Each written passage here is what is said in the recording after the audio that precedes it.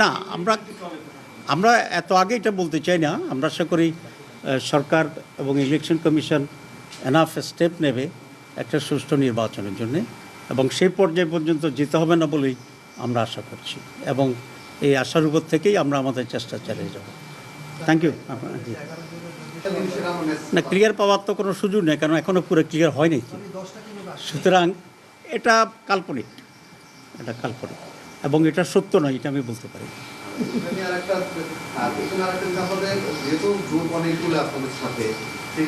অনেক দল আমাদের সাথে, হ্যাঁ, জোটও আছে।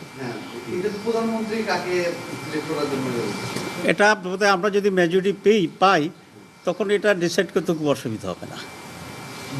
জি না ম্যাম, এই যে ঝুঁকে পড়ার প্রশাসন যে একটা দিকে ঝুঁকে যাচ্ছে বলতেছে, এটা কি প্রশাসনকে বাধ্য করা হচ্ছে নাকি তারা উইলিংলি কাজগুলো করতেছে? আপনার কাছে কি মনে হচ্ছে?